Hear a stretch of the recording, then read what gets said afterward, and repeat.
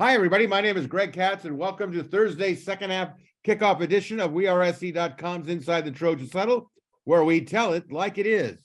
Friends, Inside the Trojans Huddle is a game-like panel discussion that is posted on Tuesdays and Thursdays on WeAreSC.com and features WeAreSC columnists, staff writers, and historians. We start off with the pregame show where we introduce our panel members for this edition of Inside the Trojans Huddle and then give you the latest USC football news. Let's meet Thursday's panelists. A WeAreSC columnist who writes WeAreSC.com's Monday Morass, Yay or Nay, and Sunday Takeaways, in addition to regular season football and practice reports. He also hosts his own podcast show entitled Locked On USC. That's Mr. Marc Kulkin. A former William Jewell College defensive back and WeAreSC columnist who writes the popular WeAreSC.com column, Musings with Arledge. And now he has his own weekly WeAreSC.com video show, Musings with Arledge, and is a graduate of the USC Law School, Chris Arledge. Editor-in-chief of WeAreSC.com, respected columnist and recruiting guru, and a graduate of USC, Erik McKinney. And a weekly WeAreSC columnist who writes Fridays, The Obvious, Not So Obvious, IMHO Sunday, and is an active member of the Football Writers Association of America. Your moderator and producer of Inside the Trojans Huddle, that's me, Greg Katz. Before we kick off Thursday's edition of Inside the Trojans Huddle, here is some of the USC football news heading into this weekend. Trojans opened a 2-point favorite to defeat UCLA in the Rose Bowl on Saturday night. Game kicks off at 5 p.m. and will be telecast nationally on Fox. More in-depth on this game in the second half kickoff coming up momentarily. And speaking of kickoff times, the USC Notre Dame game in the Coliseum on November 26th will kick off at 4:30 p.m. Pacific and will be shown nationally on ABC. And as a courtesy reminder for those of you that are not currently a subscribed member of WeAreSC.com, right now for $10, you can access all the WeAreSC premium stories, analysis, and videos. The current new member deal gives you complete coverage throughout the season, the bowl game, recruiting, spring football, all the way up to next season's WeAreSC.com cycle, which ends on August 31st, 2023.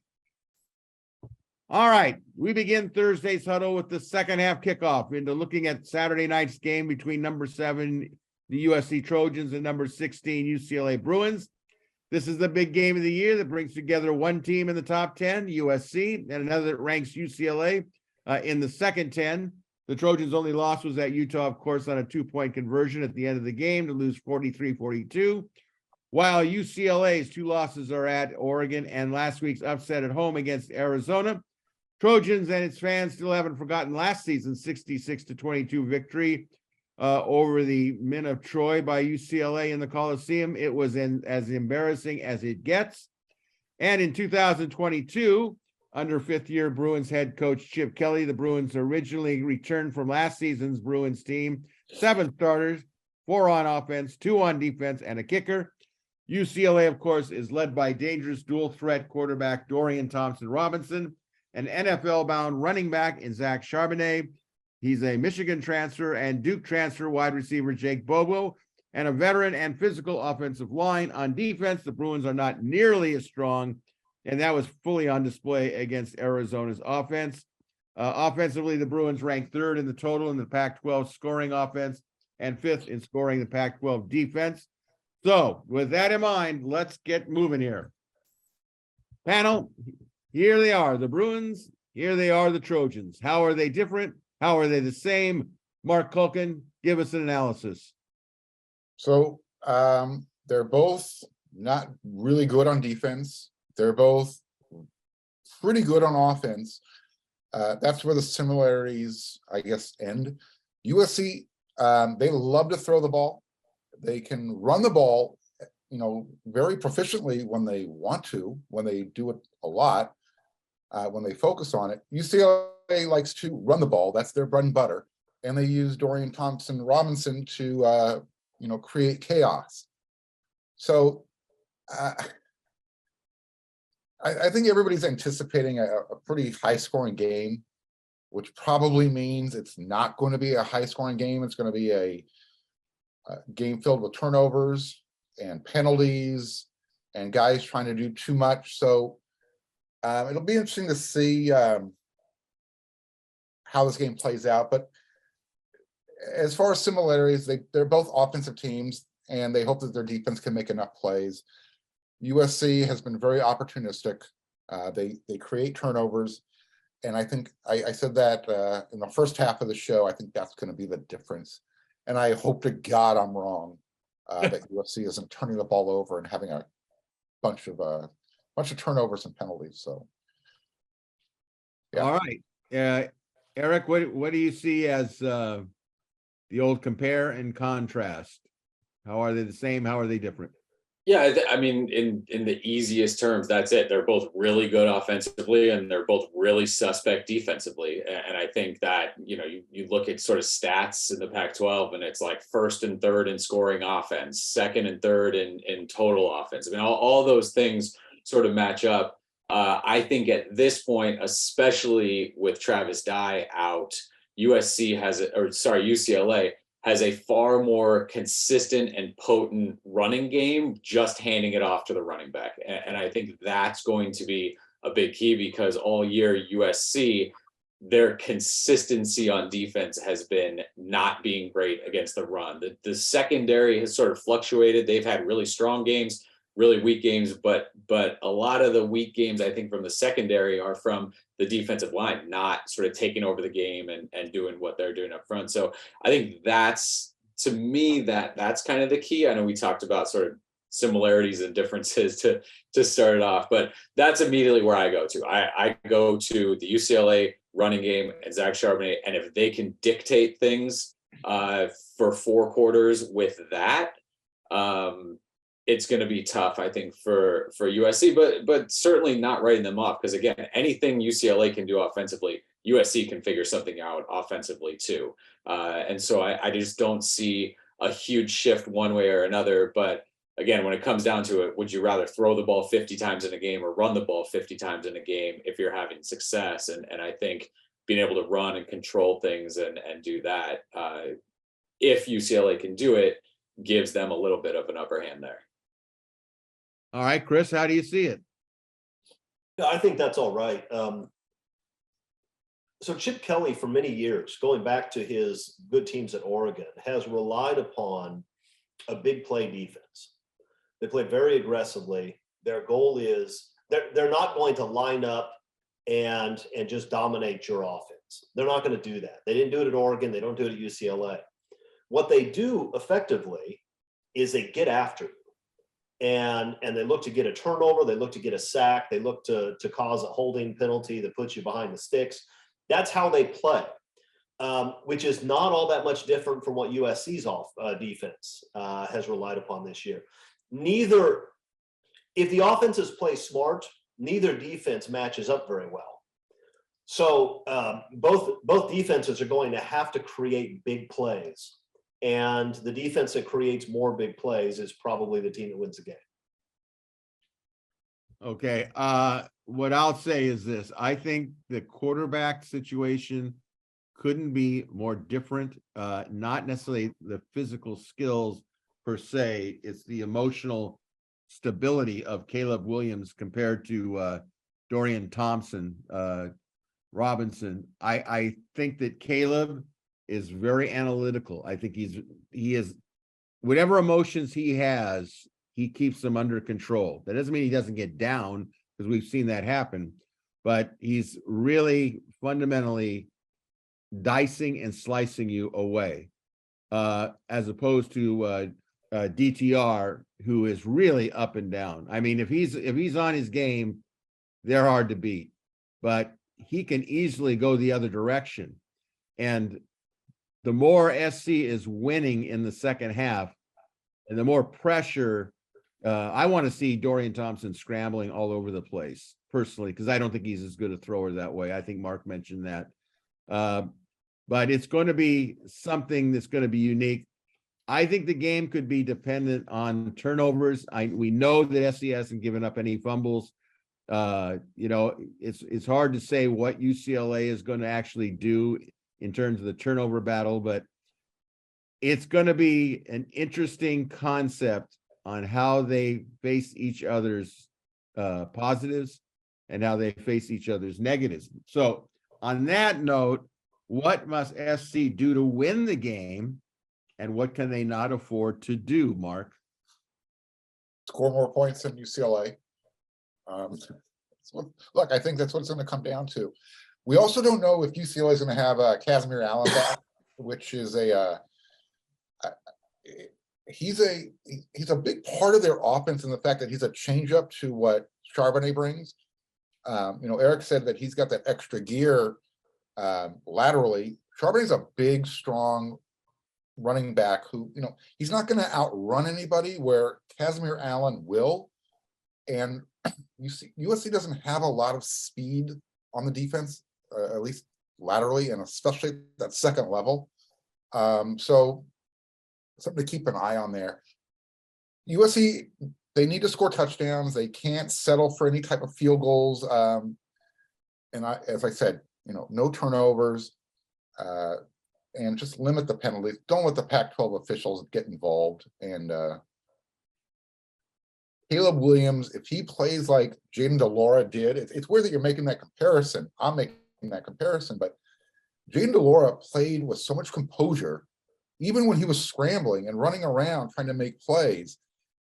He took what was there. Not only did he, find guys downfield for the completions, but he ran and took what was there instead of trying to force something downfield. And I think that's going to be the difference between Caleb and DTR. DTR will hurt USC with his feet, and that's something else that USC is going to have to prevent. Erik, what do you think? Yeah, I think USC is getting to score on, clearly they're not going to score on every one of their possessions, but I think offensively you can't have a funk. And it's one of those things where you're at this point of the season and we're talking about, the USC offense can't fail and they, they've got to kind of pull things together.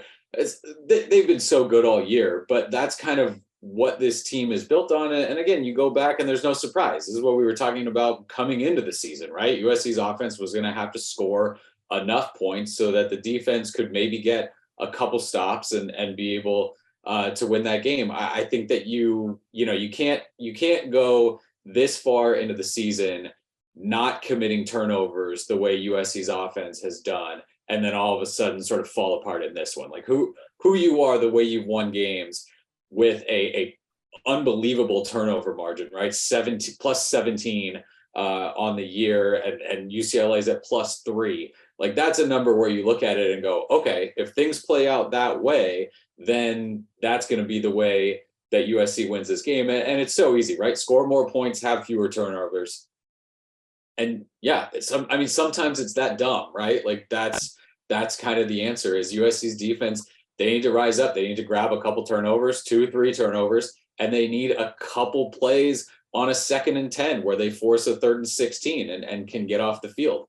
I think Caleb needs to come out and be sharp. I don't think you can get down 14-0 and try to come back into it when UCLA can lean on the running game the way that they can. And again, it feels dumb to talk about because ultimately it's score more points and don't turn the ball over. And I think that USC in all but one game, as far as score more points, has been able to do that this year. And in that Utah game, it came down to one stop, right? Defense needs one stop in that game, and USC's undefeated at this point. Chris, what's going to happen here? Well, look, obviously in close games against relatively evenly matched teams, turnovers usually decide it. That's the truth, and we all know that. But I think the other thing, and Mark hit on this, and I think he's right, when USC's offense struggles, and it's not like they have long periods of struggling, right? I mean, there's a reason they're in the top 5 in just about every statistical category in the NCAA. But when they struggle, it's because they settle for low percentage throws downfield or hold on to the ball too long, waiting to throw a low percentage throw downfield, instead of simply scrambling for 8 yards to pick up the first down or throwing it to the guy underneath, running a drag to get the first down. They cannot afford to do that. And I don't want Caleb Williams to be less aggressive than he is, because I know that's part of what makes him special, is that when he's on the field, USC can score on any play. But the reality is, in a game like this, where you can't afford to get stopped 2 or 3 times in the first quarter, he has to play smart. And that means stop throwing 50-50 balls 50 yards downfield where you end up playing behind the sticks. They cannot do that. And so if Caleb Williams aggressively tucks the ball and runs, and if he is willing to throw to the underneath guys instead of taking the low percentage throw downfield, USC will score just about every time they get the ball, and they'll win the game. But that to me is the key to the game, and I don't know what's going to happen with that because it's kind of hit or miss the way Caleb plays, as great as he is. Well, I don't want to see them bring back from what they've been doing, because obviously they've won all but one game by 1 point. But I think it is important to be very careful how many times you're going to take the deep throw and the 50-50 ball. I agree totally with Chris on this. They cannot be 2nd and 10, 3rd and 11 or what have you. They have to move the chains and keep moving them. For no other reason is, I don't think you want to shorten the game per se, but you want to give your defense a lot of rest. And if they can do both of them, then that's good. I think what they can't afford to do is they can't be out of character. They can't fumble. They can't, throw interceptions. If that sometimes in these types of games, what hasn't happened the whole season tends to happen. So I'm hoping what hasn't happened in the past doesn't happen again. So last question on this segment here. Depending on who wins the game, who will be the hero of the game for the Trojans, or who's going to be the hero of the game for the Bruins? What do you think, Mark? Oh, it's going to be Caleb Williams for the Trojans if they win the game. Make no doubt about it. He's going to control what happens. It's at this point, we should probably just start a tally. Will he have more touchdowns running the ball or throwing the ball? And I guess that'll be up to Lincoln Riley and how he calls the game. If UCLA wins, I know it's not going to be anybody with the last name Barnes. I just checked their roster. There's nobody there with that last name. So we've got that out of the way. I don't know. I guess it's going to be, let's hope it's Charbonnet, because I don't know if I could deal with DTR post-game with another win over USC. So, yeah, I'll go with a quiet guy like Zach Charbonnet. Okay, Erik? It's the quarterbacks, right? Who the quarter I would certainly venture a guess that the quarterback who puts up not necessarily just the better stats, but I think dominates the game more, plays safer, all of that. Not safer, but again, doesn't make the huge mistakes. Who can pick up yards on the ground, who can get into the end zone on a 2nd and 2, from the inside the 5-yard line, something like that. Who can make those plays, I think is big. But going outside of that and going somewhere else, Tuli Tuipulotu needs a big game here. He has shown up kind of all throughout the year. You go back and look at that Utah game, he had 1 tackle in that game. When teams can sort of neutralize him, it's bad for the USC defense. And so when you need a play, when USC's defense needs a play, and they're going to need a play, they're going to need a handful of plays in this game. He's got to make them. He's got to be the guy. I think Kalen Bullock probably in there too. But then on the flip side, UCLA has a couple edge guys, 3 or 4 that can kind of get after the quarterback. And those are going to be key guys to watch. Because again, if it is Mason Murphy playing left tackle for USC and Jonah Monheim at right tackle, they've got to keep Caleb Williams upright. He's shown that he could basically play without an offensive line and maybe be okay, get some throws off and make some guys miss, but you can't make him do that all game. You can't make him sort of try to avoid, blindside shots and step up in the pocket and twirl around and make guys miss, 9 yards in the backfield for the entire thing. So if UCLA, I think, can limit USC's offense, it's probably going to be because a couple of those edge rushers can give the USC offensive line some fits. All right, who the MVPs, Chris?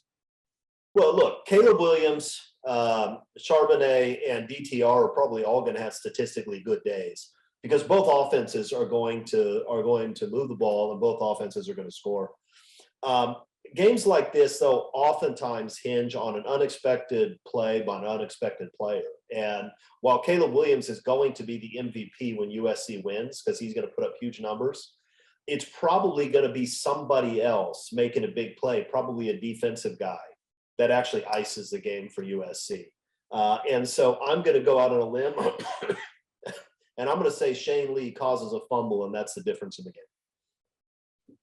And as far as UCLA, well, UCLA is going to lose, so You don't give MVPs to the losing team. yeah, you don't give That's MVPs. right. I'm sure they have some sort of internal award that they can. Maybe they'll put a sticker on somebody's helmet, but they're going to lose, so I'm not going to talk about that.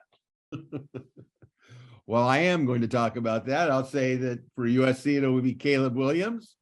And for UCLA, I believe it'll be Charbonnet, the running back. Only because I know what his strengths are. I know what SC's weaknesses are. And if SC can't stop him, there's no doubt in my mind that Chip Kelly will continue to feed him the ball over and over again. So with that, we go into a tradition as we normally do. It is called the lighting of the Coliseum torch. And again, if you've been to the Coliseum between the third and fourth quarter, this is what happens. Generally, the band plays the William Tell Overture, and it's quite a ceremony for those of you that have seen it over and over again. It's always a lot of fun when they do it. So we are going to go into the questions of the Big Ten. Those are not Big Ten conference questions, but 10 questions. This is UCLA week. We'll be asking for your overs and unders or specific yes or no opinion. So question one, we will go in this order all the way through: Chris, Mark, Erik, and myself. Question one, the Trojans are averaging 42.4 points a game. Will they score over or under against the Bruins? Chris? Under. Mark? Over. Erik? They're going to score 42.4 points, exactly on the nose. I think it's under. I think it's under. High 30s. Okay, I will say it's under. Question two, the Trojans are giving up 24.4 points per game on defense. Will UCLA score over or under the defensive points average? Over. Over. Okay, Mark? Over. Erik? Yeah, over. Also high 30s, but not high enough 30s. All right, I'm going to go that it's over. They're going to score over that. Question three, the Trojans average 182.5 rushing yards per game. Will the Trojans gain over or under their rushing average against the Bruins? Chris? Under. Mark? Over. All right, Erik? Under. And I say under, my opinion. All right, question four. The Trojans defense averages 141.5 yards per game against the rush. Will UCLA gain over or under the Trojans rushing defensive average? Chris? If it's under, it's going to be a very good day, but it's going to be over. Mark? Echo. Erik? Yeah, if it's under, Zach Charbonnet overslept somehow and did not show up. I will go, of course, with over. Question five. The Trojans averaged 316.9 yards passing per game against the Bruins. Will they be over or under their passing average on Saturday? Chris? Over. He's getting a 4 bill Saturday. Mark? Over. Over. Erik? Yeah, big over, and that's also why the rushing number I think is under. I think there's some running backs involved in catching some passes. And I say it'll be over as well. And same reason that Erik just said. I've got Caleb busting the big run, Erik. Sorry, gonna throw that out there. All right, the Trojan question six. Trojans defense allows 252.7 passing yards per game. Will UCLA pass over or under the Trojans defensive pass coverage average? Chris? Under. Mark? Yeah, this is a rivalry. I'm going over. Okay, Erik? I think under 252. I'm going to say over. I'm not real confident about it, but that's what I'm saying. Yeah, that's Question 7, the Trojans averaged 63.7 penalty yards per game against the Bruins on Saturday. Will USC be over or under their penalty average? Chris? Well, the Pac-12 also hates UCLA, so I'm going under. Okay, Mark? yeah. I'm gonna go under on this one just because. No other rationale. Erik? But this is the only one I really want to reverse jinx. So I'm going to say over. I'm going to say that Pac-12 refs throw 19 flags on each team and absolutely ruin the game. And that's the best reverse jinx I have on that one. Well, I have a lot of concern about the Pac-12 referees when it comes to pass interference calls, but I'm going to roll the dice on this one and say under, because I think Lincoln Riley will impress upon them just how much they can't give up free yardage like that. All right, question 8. UCLA averages 55.70 penalty yards per game. Will they be over or under against the Trojans on Saturday? Chris? I'm going under here also. Clean game. Okay, Mark?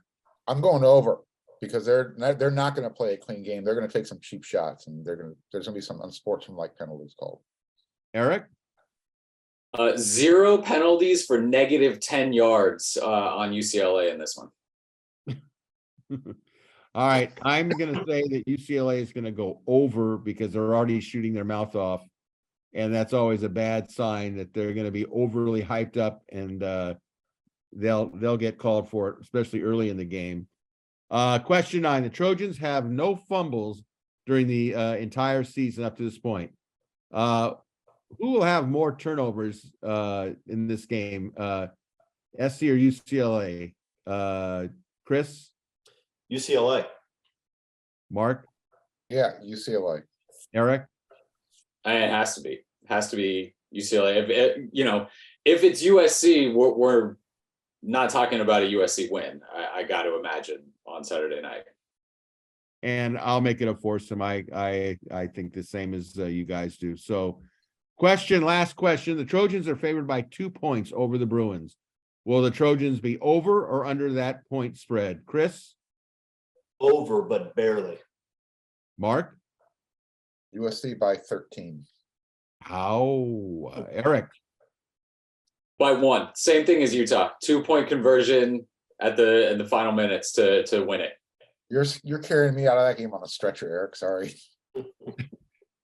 I think that the Trojans will win by more than 2 points. All right. Fourth quarter panel. We know that if USC wins on Saturday, they'll be in the Pac-12 title game. If you were setting the odds for a game against probably Oregon, what would be your point spread and support your position? Chris? It's not going to be Oregon. It's going to be Utah. Oregon's going to lose the next 2. And USC will be a 2-point favorite on a neutral field against Utah. Mark, what do you say? Do I have to answer the question or I get to riff like Chris? Well, you have to. Chris had a long day in the office today. It's true. Mark?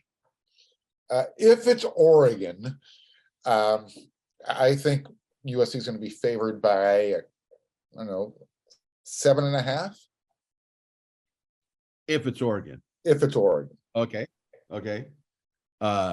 Erik? Yeah, I mean that it's going to change over the next couple of weeks, right? Based on how they play. I think USC against anyone would be installed as the betting favorite, just because that's kind of USC's position in a lot of these things. But 7.5 is pretty big. I think I'm with Chris. I think it'll be three or less, no matter who SC plays in the championship game. I think that SC will possibly play Oregon if they beat UCLA, but I am got a leery eye out for Oregon State because that game's being played in Corvallis, and I don't know how much the Oregon-Utah game will take out of Oregon, but nothing is for sure. But I think on a neutral field, SC will be favored by no matter who they play. Obviously, I don't think that Utah is as good away from Rice-Eccles Stadium. I don't think Oregon is as good away from Autzen Stadium. And I think that plays right into USC's hands if SC can get to the Pac-12 title game. So, By the way, how many points was USC leading by at Utah before things went kind of cockeyed? Was it 14 points? It was 14-0 when they lost that interception in the end zone. Yeah. So yeah, they were on a real roll at that moment until that ridiculous call. So it's going to take some outside intervention for Utah to stay close again. I just can't see the Pac-12 doing USC twice like they did it, up in Utah. I just can't see that happen.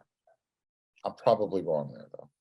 Well, you know what? I think actually, to be honest with you, I think that the commissioner of the Pac-12, if SC could actually get into the college football playoffs, which is still a ways to go there, would be happy to get a representative from his conference, whether it's SC or anybody. And so that will make for an interesting conversation. Panel, how will the outcome of Saturday's game affect the Trojans the following week when they finish their season by hosting number 18 Notre Dame in the Coliseum?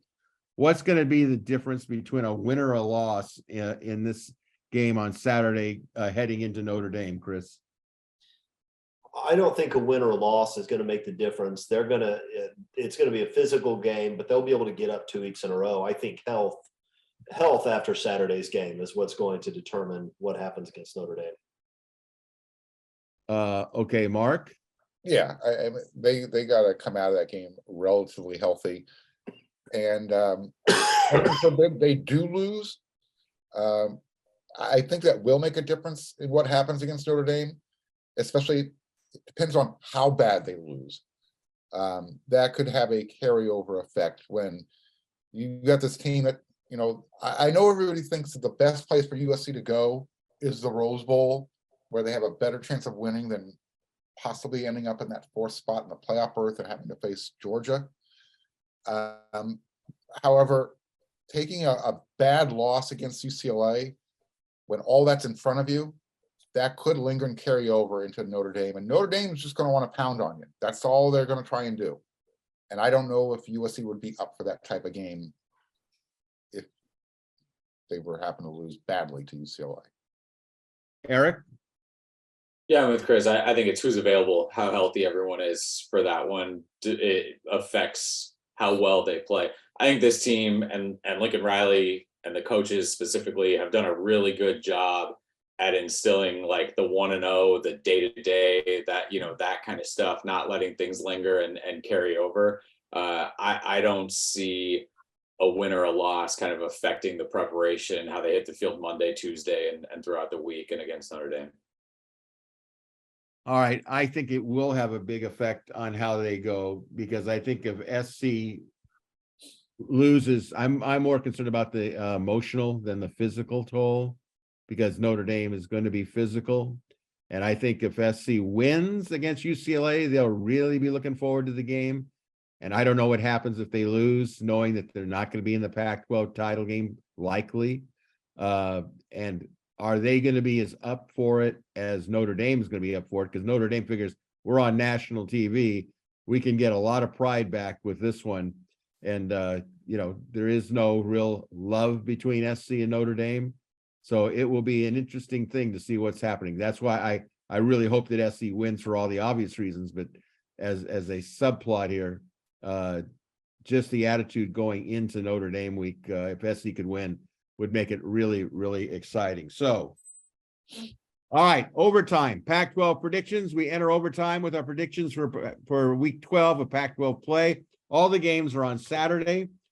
We have Washington State 3-4 in the Pac-12, 6-4 overall at Arizona, which is 2-5 in the Pac-12, 4-6 overall. That's an 11 a.m. game on the Pac-12 network. Washington State is favored by 4 points. Mark, who's winning? Yeah, everyone thinks that Arizona should probably win this game, and they probably will, but I'm going to go Washington State. I think Arizona has that emotional letdown. They're really enjoying this win they had against UCLA. So, because I also don't care, Washington State. Eric, who's winning it? Jaden Delore is going to win this. I think Mark would be right if it was anybody except Washington State. Jaden Delore is going to throw for about 600 yards and then go take Cameron Ward's food after the game. I think. Good point, Eric. Heck, well done. Chris? I think Washington State is better defensively than Arizona. I think Washington State wins this game. I'm going to go with Washington State because I like the quarterback, and Delore had such a great hot hand last game. We'll see if he can carry it on in Tucson. All right, here we go. Oregon State 4-3, Pac-12, 7-3 overall at ASU, 2-5 in the Pac-12, 3-7 overall. That's an 11:15 a.m. game on ESPN2. Oregon State is favored by 7.5 points. Mark? Oh, Beavers. Yeah, they're gonna win that game. Eric? Yeah, Oregon State. Chris? Yep. I say the Beavers. It's a clean sweep. All right, next up, Stanford, 1-7 in the Pac-12, 3-7 overall at Cal, 1-6 in the Pac-12, 3-7 overall. That's a 2:30 p.m. game on Pac-12 Network. Cal is favored by 6 points. Mark? Was that spread before or after they fired Musgrave and another coach? That was before they fired him. Yeah, I'm going to Stanford. Okay. Eric? We all lose with this one. Come on. Who are you picking? A tie. It's a 0-0 tie. I mean, I guess Cal. It's at Cal. 1-0 Cal. Okay. Chris?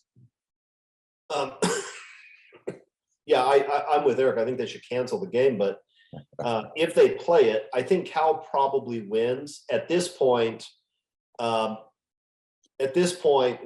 Shaw may be safe because it's Stanford and he had a lot of early success, what he's allowed to happen to his program over the last 5 years justifies a firing at the end of this year. It's bad. I'm going Cal. I'm going to go Cal too. If they can get the running game going, they could cause Stanford some problems. All right. Mighty Colorado, 1-6 Pac-12, 1-9 overall at number 15 Washington, 5-2 Pac-12, 8-2 overall, 6 p.m. Pac-12 Network. Washington is favored by a slim 31.5 points. Mark? Colorado will cover. Very good. Eric? Yeah, Washington. I mean, Washington is a loss to Arizona State away from like really kind of being in the driver's seat of this whole thing, and that one's wild. And we had talked, I think, the last couple of weeks about what are the playoff scenario or the Pac-12 championship scenarios, and if all these teams win out, and the thought was like it's not going to happen, right? It's the Pac-12, like all this crazy stuff's going to happen and they're going to need all these things. But going back a ways and looking at that Arizona State Washington one is one of the more wild ones, just based on kind of how they're both playing right now. But they'll beat Colorado. All right. I say, Chris, what did you say on this one here? I haven't said anything, but Washington can pick their number. They'll do whatever they want to do. Okay, and I'm going to pick Washington. I think Washington's really got it together right now. So, too bad for Colorado. They're the whipping boy of the conference at the moment. Here's a big one. Number 10, Utah, 6-1, or Pac-12, 8-2 overall. At number 12, Oregon, 8-2, Pac-12, 8-2 overall, 7:30 p.m. ESPN. Oregon is favored by 3 points. What say you, Marc Kulkin? Yeah, if Bo Nix isn't playing, Oregon is not favored by 3 points. So even if Bo Nix is playing, Utah's winning this game. They've got Oregon's number. Eric? Yeah, I think Utah. I think that Kyle Whittingham, Dan Lanning matchup, especially when Lanning now has this potential second guessing a ton of it going on with some of the decisions against Washington and what Utah has in terms of momentum with what they did to Oregon twice last year. I know there's a lot of change over there, but I think Utah in this one. Chris? Oregon has a chance because Austin's a really tough place to play. But Utah is physically and mentally tougher than Oregon. There's a reason why they just punched them in the face twice last year, and the games were not even competitive. I think Utah wins this game. I think it'll be close because of the location, but I think Utah gets them. And I believe that Utah gets them. I think Cam Rising will be the difference, in my opinion. He has it together in big games. All right, here we go. Number 7, USC, 7-1, Pac-12, 9-1 overall at number 16, UCLA, 5-2 Pac-12, 8-2 overall, 5 p.m. Fox. USC is favored by 2 points. Mark, your call. Tusk. All right, Erik. Yeah, like I said, 39-38 with a 2-point conversion, waning seconds. Chris? 38-35 in a shootout. I'm taking Caleb Williams over DTR. And I agree with Chris. I think it's going to be close, but not 2 points. And obviously people can say, well, this is a WeAreSC.com broadcast, so you think it's going to be USC. And Exactly right. You're right. And now, of course, for our weekly Georgia Southern prediction presented by the unofficial Clay Helton fan club. When last we met, last week, Clay Helton's Georgia Southern team, the Eagles, lost 36-17 at Louisiana. This week, Helton's Georgia Southern Eagles, now 2-4 in the Sun Belt, 5-5 overall, hosts Marshall, which is 3-3 in the Sun Belt, 6-4 overall. That's a 6 p.m. game. It's on ESPN Plus. Marshall is favored by 3 points. Who wins it, Mark? Clay had trouble beating Notre Dame, and you're going to ask him to beat a team that beat Notre Dame? I got Marshall. Erik? Sure. Sure What what? Mark said. He doesn't even want to engage, Greg. He doesn't want to. That's right. He doesn't want to engage. He doesn't want to talk about Clay want to Helton. I'll talk about Clay Helton. Let me talk. You know what? But look, last week I pointed out that I've always been a big believer in Clay, and then he goes out and lays an egg in a blowout loss to Louisiana. I'm demoralized by that, and so I no longer believe in Clay. I think Marshall wins, and they win big. I am going to pick Marshall. I think that any team that can beat Notre Dame in South Bend deserves a lot of respect for me. And wouldn't it be just like Clay to finish his season, or all of a sudden he's on that losing ledger? We've been there before. So that's going to be an interesting one for everybody across the country to be watching. So, okay, well, that will do it for Thursday's edition of Inside the Trojans Huddle. A reminder, next Tuesday we'll review and grade this weekend's USC-UCLA game, discuss some timely topics relating to USC football and college football in general, as well as answer viewer and listener questions. So until then, a big thank you to our panelists, Marc Kulkin, Chris Arledge, Erik McKinney, and a special thank you to all of you for watching or listening to Inside the Trojans Huddle. Have a great weekend. Go Trojans. And until next Tuesday, this is your moderator, Greg Katz, saying, fight on, everybody, and beat the Bruins.